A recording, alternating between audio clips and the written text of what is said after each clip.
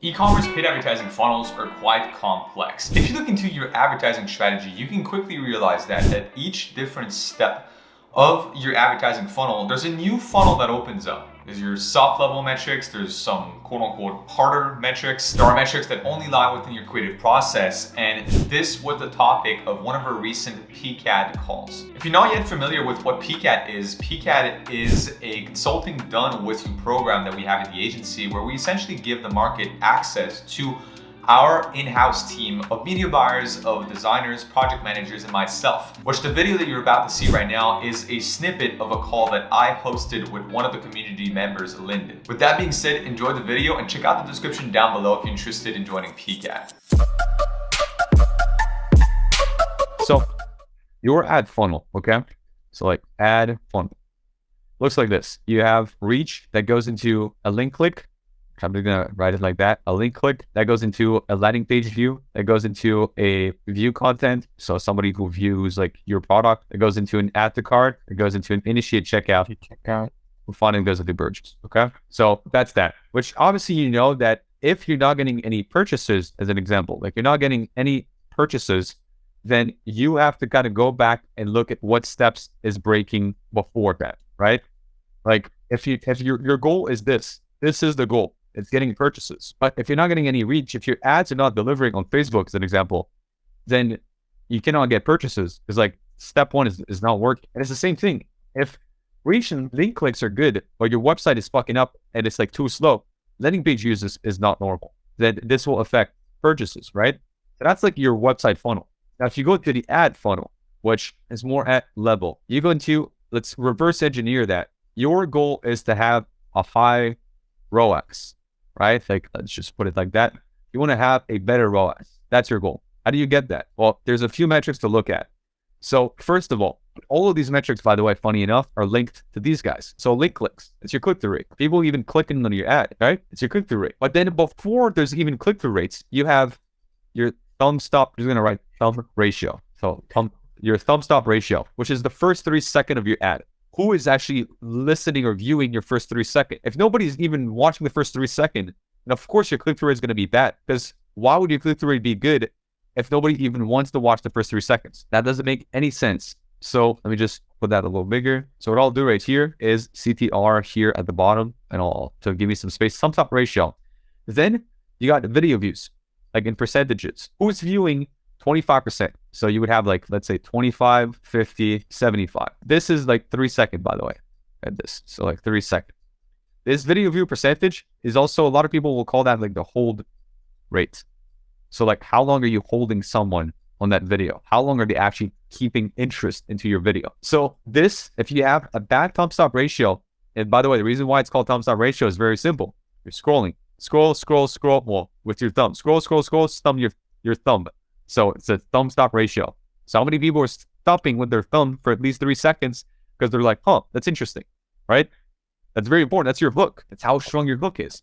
So I'm going to do like a third funnel here, which is basically like the ADA framework, which I've also made a video on, which is attention, interest, desire, and awareness.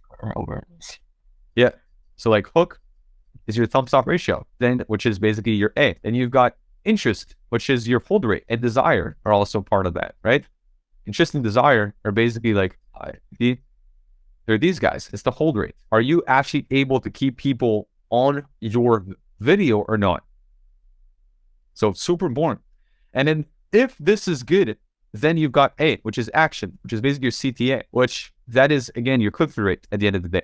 So that could also kind of impact that, is how many people are actually clicking on that. So as an example, I have a very low click-through rates. First thing I'm going to go check is like, is this like the hold rates? Is hold rate good? Hold rate is good. Okay, cool. But it's good, but it's low. I don't have that much people watching my entire video. Okay. Thumb stop ratio, then it's to fix. My hook is not strong enough. Let me try and fix my hook. On the opposite, I'm going to see some ads sometimes. Thumb stop ratio is great. It's like 40%. All right, good. Almost 1 out of 2 people are stopping to watch it. But it dramatically drops at this stage. Why? My ad is just not interesting. I'm not actually keeping the people hooked on my video. I've hooked them, but I'm not holding them. My hook rate is good, but I'm not holding them, so my hold rate is bad. Therefore, I need to change my body in my video. A lot of fixes. I need to make more cuts. I need to make the video like the pace, faster, so on and so forth. That's how I fix it. And then finally, as an example, thumb stop ratio is good and my hold rate is also good, while my click-through rate is still shit, then my call to action might just be bad. And there might not even be a call to action, to be honest. I might have just fucked up and I forgot. Or people are not like, I'm like, hey, click for $1 off your $100 purchase. People are like, what the fuck? Like, I don't want $1 off, right? So offer might just be bad at the end of the day. So that's one thing. And then the last metric that I'm going to share about before, because we're kind of coming up on time here, is another one that I would add, which is conversion rate from your ads. So that's like the full ad funnel. Click-through rates, because you can benchmark those. You can check, what is my percentage of people that click through versus convert? How does that look like from my ads? And if this is low, it's either one of two things. One, it's your website, or it's not good. You're like, this is where, if this happens, then you go look into here. What's happening here? Where is my bug? Like, why are people hopping off of my ad, right? Or like, why are they not actually converting? And then if website is like checking out, then it's your ad angle. You're not attacking, you're not interesting enough. Like your entire angle is all right, but like there's a mismatch in what's on the website and what's on the ad. Like you're kind of promising, let's say, a life-changing product. You're going to the website, you're selling like a very boring bottle of supplements. So it's like, okay, like the ad was like all crazy and stuff. I thought my life would change. I see a white bottle of supplements on the website that has like black writing on it. It's like very boring. I'm like, okay, well, I don't want it anymore. So your branding kind of has to be also cohesive. So that's it. So first, you just got to look at it each level, and then you target those weak levels because it affects the one beneath it. Always. And that's why I built it like that. It's a cascading effect. This being bad will affect this, which will affect this, which will affect this, which will affect your ROAS. Is this copyrighted? You should like put your name on this like system. Like I'm glad you found some value in there, but that's just like the ad basics, essentially. Like take screenshot that, and again, the call recording will be posted within about 24 to 48 hours. So you're gonna be able to go back and take a look at this, but that's the ad funnel, man. That's where you want to optimize.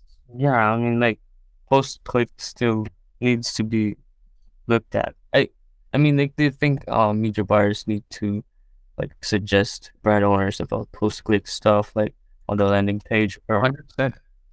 I think, to me, like a simple media buyer, I think is like, that's why I made 2 videos recently saying media buying is dead.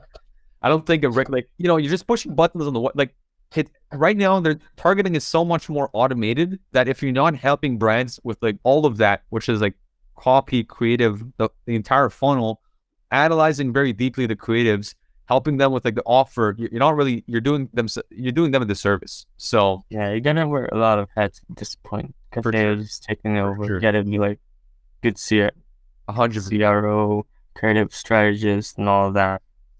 Yeah, find one service or one area where like you really want to help people, which for some it's marketing, for some it's email, right? So these different agencies are going to find a service. In our case, it's marketing, it's paid advertising, but it doesn't mean that we're not going to take a look at any of the rest. Like we're going to give them advice at least, because we know what it is. We have to know what it is, because let's say I'm a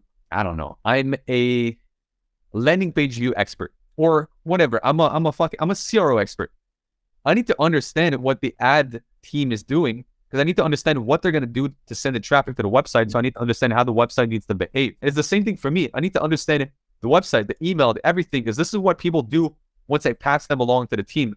And it would be the same thing as a service-based business, which if my, let's say, closer doesn't understand what my service delivery team is doing with their clients, how can he best sell our product? It's the same thing. If my marketing team doesn't understand how my email team works or how my CRO team works, this is where a lot of agencies are going wrong. It's like they just look at one thing. They're like, look, your website not working. It's not our problem.